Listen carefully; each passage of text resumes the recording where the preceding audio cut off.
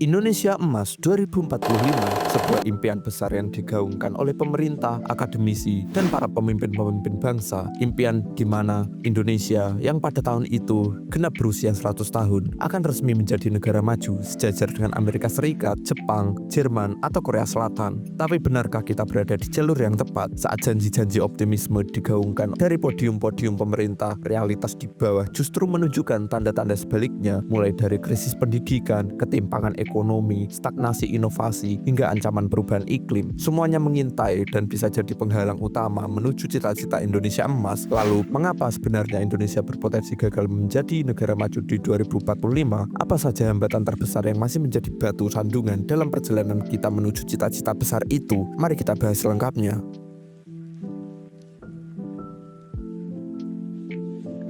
Sebelum membahas mengapa Indonesia bisa gagal menjadi negara maju, kita harus pahami dulu apa sebenarnya definisi negara maju.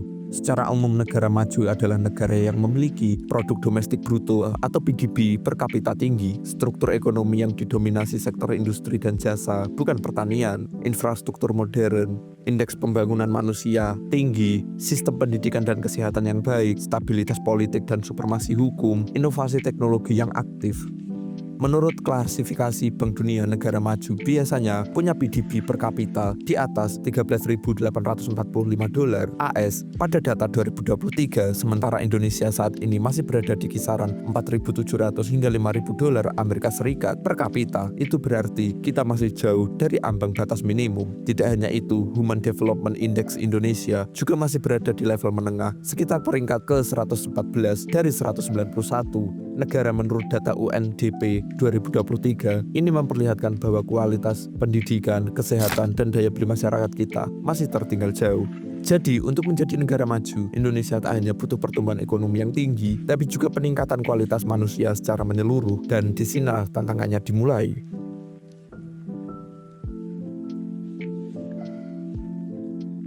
Indonesia diprediksi akan menikmati bonus demografi hingga tahun 2045, di mana mayoritas penduduk berada dalam usia produktif antara 15 hingga 64 tahun. Ini semestinya menjadi kekuatan besar bangsa, namun bonus demografi hanyalah potensi, bukan jaminan. Tanpa pendidikan yang memadai, keterampilan yang relevan, dan lapangan kerja yang berkualitas, bonus ini bisa berubah menjadi bencana demografi, alias ledakan pengangguran terdidik. Saat ini data BPS mencatat jumlah pengangguran lulusan universitas terus meningkat. Di sisi lain, banyak industri mengeluh kekurangan tenaga kerja dengan keahlian teknis seperti operator mesin, teknisi IT, atau ahli otomasi. Ada mismatch yang nyata antara dunia pendidikan dan kebutuhan pasar kerja. Sementara itu, kualitas pendidikan nasional masih mengkhawatirkan. Berdasarkan PISA 2022, skor membaca, matematika, dan sains siswa Indonesia berada di posisi bawah dibanding negara-negara OECD. Jika ini tidak segera dibenahi, kita akan memiliki jutaan anak muda yang berijazah tapi tidak berdaya saing, dan ini adalah bom waktu menuju 2045.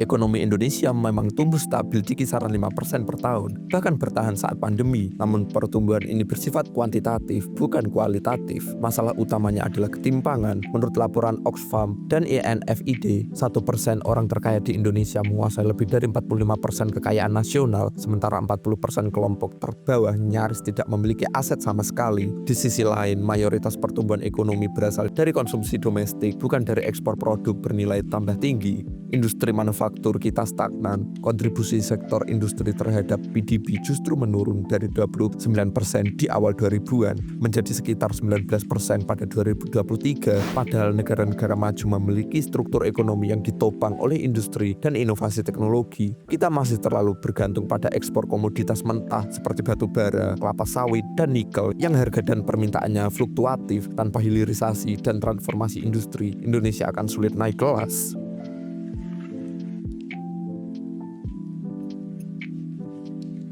Pembangunan infrastruktur memang masif dalam satu dekade terakhir. Jalan tol, bandara, pelabuhan, dan kereta cepat. Namun banyak di antaranya masih terkonsentrasi di Pulau Jawa. Indonesia adalah negara kepulauan dengan lebih dari 17.000 pulau, tapi konektivitas antar pulau terutama di kawasan timur Indonesia masih sangat minim. Ketimpangan ini menyebabkan distribusi ekonomi yang tidak merata. Lebih parah lagi, banyak proyek infrastruktur dikebut tanpa kajian dampak sosial dan lingkungan yang memadai. Beberapa bahkan menjadi beban keuangan negara karena tidak memberikan return on investment yang jelas. Di sisi lain, internet cepat dan teknologi digital masih belum menjangkau seluruh wilayah Indonesia. Padahal transformasi digital adalah kunci ekonomi masa depan. Tanpa pemerataan akses digital, Indonesia hanya akan menciptakan dua dunia, kota yang hyper maju dan desa yang tertinggal jauh.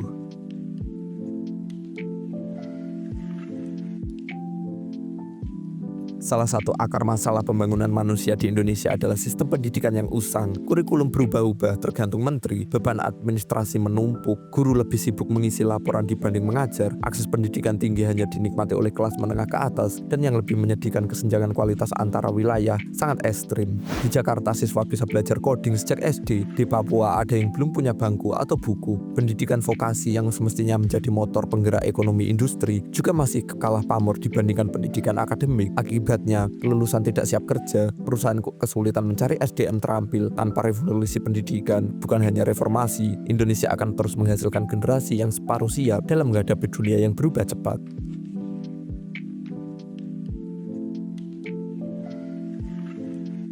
Untuk menjadi negara maju, kesehatan masyarakat harus kuat, tapi sistem kesehatan Indonesia masih penuh masalah, dari kekurangan dokter, biaya mahal, hingga ketergantungan pada layanan swasta. Fakta yang menyedihkan lainnya, Indonesia masih menghadapi masalah gizi kronis. Stunting masih menjangkiti lebih dari 20% anak Indonesia. Ini artinya 1 dari 5 anak tumbuh tidak optimal secara fisik maupun mental, dan ini akan berdampak jangka panjang pada produktivitas nasional. Ditambah dengan kurangnya akses sanitasi dan air bersih di banyak daerah, Indonesia masih berjuang dengan masalah dasar yang seharusnya sudah tuntas sejak dekade lalu.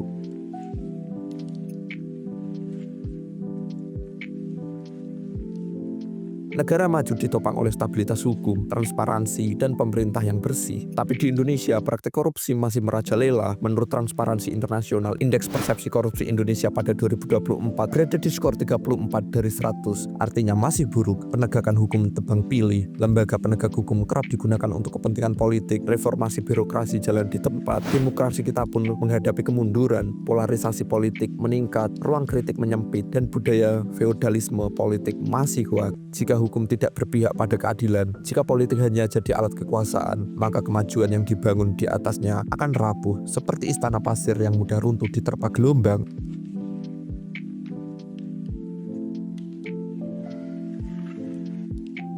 Tak bisa dipungkiri, salah satu tantangan terbesar masa depan Indonesia adalah krisis iklim. Kenaikan suhu global, banjir, kebakaran hutan, dan kekeringan ekstrim sudah menjadi ancaman nyata. Indonesia adalah salah satu negara paling rentan terhadap perubahan iklim, apalagi dengan banyaknya masyarakat pesisir, ketergantungan pada pertanian, dan rendahnya infrastruktur adaptif. Ironisnya, kita juga termasuk penyumbang emisi karbon tinggi akibat deforestasi, pembakaran lahan, dan ketergantungan pada energi fosil. Jika kebijakan hijau tidak diterapkan secara tegas, maka pertumbuhan ekonomi hanya akan menjadi waktu yang menghancurkan ekosistem, bukannya membawa kemajuan berkelanjutan.